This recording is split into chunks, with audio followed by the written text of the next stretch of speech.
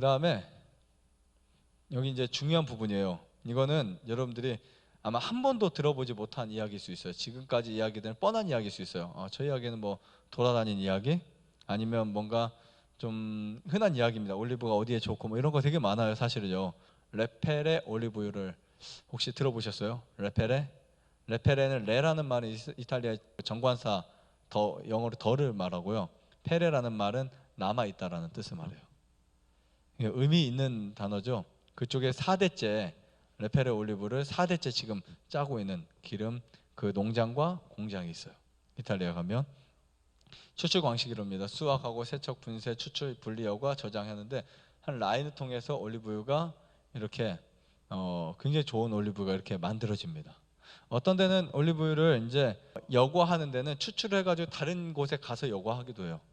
네, 굉장히 좋지 않습니다. 그러나 어쨌든 고급 올리브유 냉추출 과정을 통해서 얻어지는 부분이 이렇게 얻어지는 거예요. 굉장히 복잡한데 우선 이 레페레 이 올리브유의 농장을 보면 이오니아 해안가 지중해 절벽에 위치한 레페레 올리브 농장이 있어요. 이쪽에.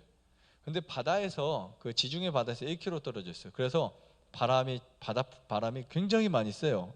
그래서 여기에서는 올리브유 나무가 살아남기 힘들어요. 근데 거기에 거대한 나무가 살아남아서 열매를 맺습니다. 그래서 레페레라는 말을 지었어요. 레페레. 남았다. 끝까지 남은 자. 끝까지 남은 애들. 이런 거예요. 그 어떤 바람과 강풍과 뭐 거기에서부터 굉장히 이렇게 좋은 풍요로운 땅에 지금 그 곳이거든요. 농장이거든요.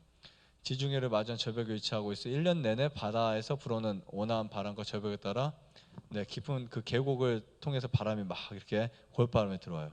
신선한 공기가 항상 유입되는 곳입니다. 어떤 곳은 습지거나 아니면 이렇게 그 바람이 안 통하는 데 있잖아요. 그런 데는 막 곰팡이도 나고 그런데 여기는 굉장히 신선하고 수백 년 된 올리브 나무에 붙어 있는 많은 잎사귀뿐만 아니라 토양에서 새로운 공기가 원활하게 공급되므로 과즙이 풍부해요. 그리고 똑같은 과일이라도 지역마다 맛이 다르고 그죠? 그 다음에 과즙이 달라요. 근데 여기는 땅이 굉장히 좋아요. 그리고 최적의 환경을 가진 축복의 땅이라고 표현하고 있어요. 이 지역을. 그곳에서 짠 기름을 우리가 먹는 거죠. 네. 그리고 냉추출 방식으로 생산한 최상급 엑스트라 버진이라고 하는 이 올리브를 체크를 합니다. 그러니까 올리브 오일 생산에는 온도가 매우 중요한데요. 사실 페레 올리브 오일은 고가의 최신 설비를 통해서 거의 섭씨 22도, 27도보다 훨씬 낮은 22도의 온도를 유지하는 냉추출 방식으로 생산하고 있대요. 이건 놀라운 기법이에요. 그래서 폴리페놀이 매우 어려운 환경에서 식물이 생존하기 위해 스스로 생성해내는 항산화 물질인데 40도가 넘으면 이게 사라지기 때문에 그러한 특성을 살리면서 4대째 짜고 있는 게 바로 이 기름입니다. 그래서 제가 이거를 좀 정리를 해봤어요.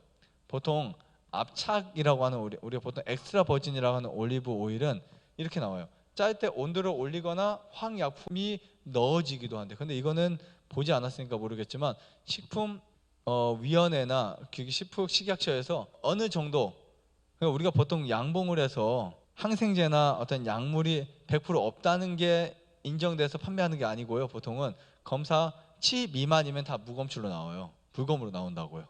근데 분명히 제가 볼 때는 다 했어요. 약도 다 하고 약물이 들어있는 거 알아요. 그런데도 검사 결과를 보면은 그것도 다 그 합격 기준 나오거든요. 저는 안 하고 뜨고 근데 보통 모르잖아요. 그렇죠. 소비자 입장에서는 그냥 표기에서만 그렇게 나오면 그러니까 보통 표기는 보통 여러분들이 믿고 사용하는 대부분의 많은 표기들이 기준치 미만이면 합격되는 게 많고 우리는 그냥 그것을 천연 아니면 오가닉 아니면 뭐 이런 등등 이렇게 우리가 생각하고 살 수 있다고요. 압착이 그럴 수 있어요. 그래서 이렇게 되면 많은 양의 기름이 나옵니다. 그런데 냉압착인 경우는 온도를 낮춰서 슬로우로 짜요. 그런데 여러분 생각해 보세요. 저도 꿀을 떠봐서 알겠지만 좋은 꿀을 뜨려면 양이나 질 둘 중에 하나 선택해야 돼요. 아니죠. 양을 포기하고 질을 선택해야 돼요.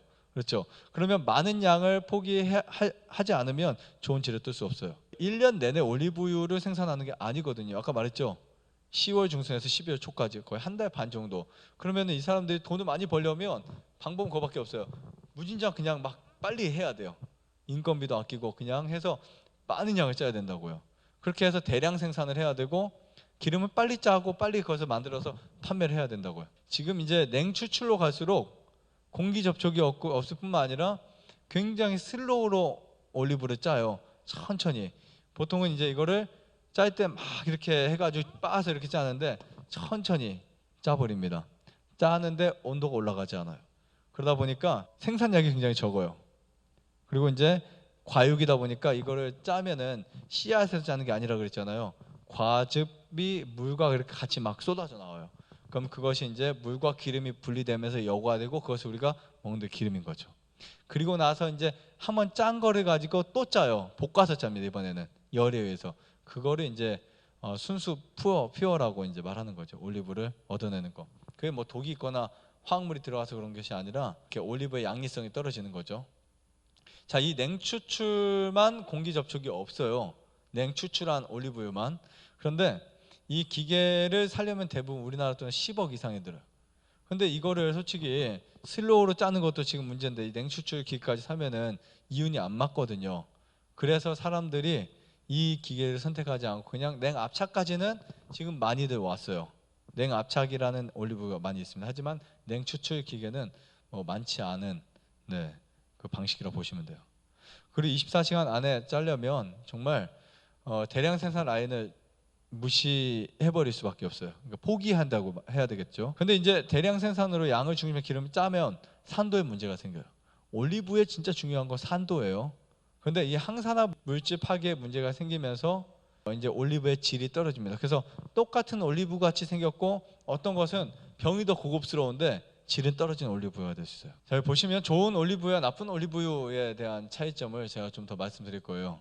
보통 좋은 올리브유는 HDL이 다량 함유되어 있어요.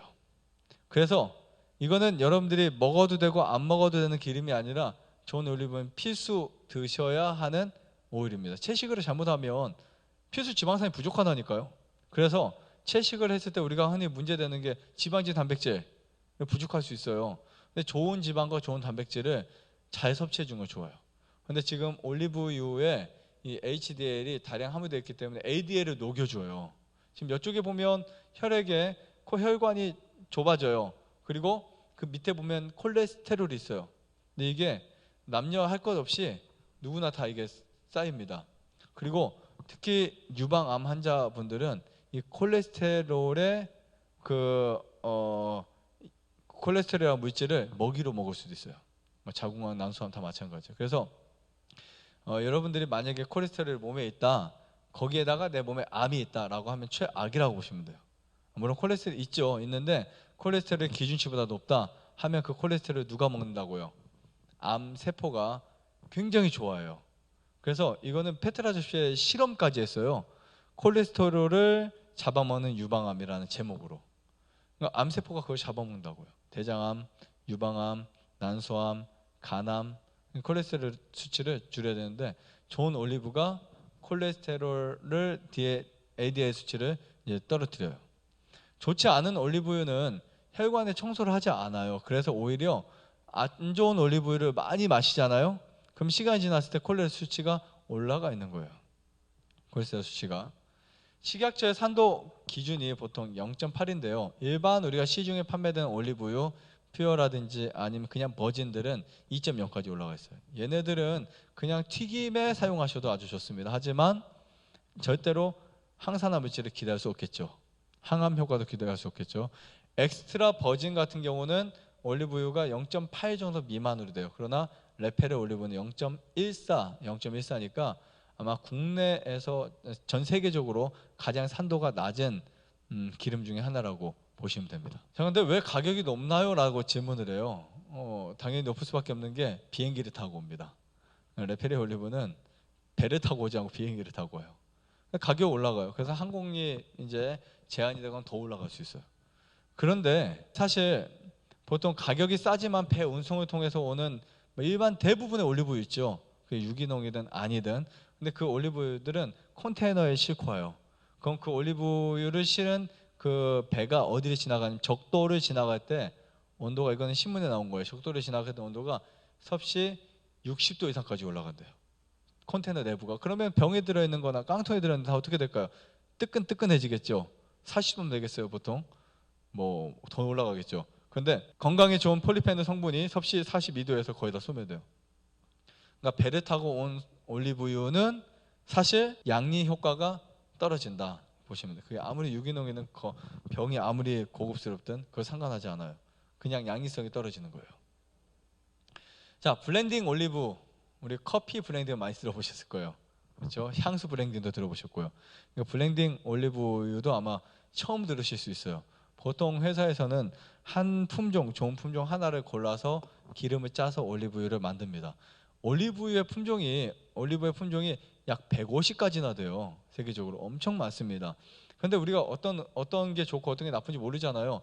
근데 전 세계적으로 이 많은 올리브 중에 거의 크게 맛을 몇 가지는 아는다면 고소한 맛, 쓴맛, 매운맛, 여러 가지 맛이 있어요. 떫은 맛 이런 맛들이 있는데 뭐 어떤 올리브든 굉장히 쓴 올리브유가 있고 단 올리브유가 있고 감칠맛한 올리브유가 있어요. 하지만 이런 올리브유들의 성질을 따라서 이제 가장 좋은 것만 블렌딩하게 되면 여러 품종을 각각 착즙해서요 조화롭게 블렌딩하면 좋은 맛과 건강에 유익한 그리고 다양한 성분을 얻을 수 있어요. 그리고 담이품보다는 훨씬 더 좋습니다. 블렌딩하는 이 네 가지 맛을 루꼴라 같은 그 채소가 있어요. 이탈리아에. 그 채소의 맛과 사과의 맛과 아몬드의 맛과 호두의 맛 이렇게 네 가지를 가지고 이제 올리브유를 거기서 착즙을 합니다. 착즙을 하는데 여기서 또 이제 올리브유의 폴리페놀이 완전 익은 것과 덜 익은 것의 폴리페놀이 달라요. 근데 완전히 익기 전에 폴리페놀이 굉장히 높아질 때가 있어요.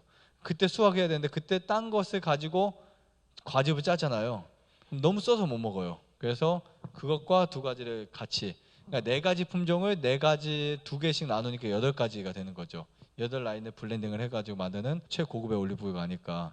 그래서 전 세계적으로 최고의 요리사들이 쓰는 올리브가 바로 이 올리브가 아닌가 싶습니다. 좋아요, 구독, 안내자전 눌러주세요.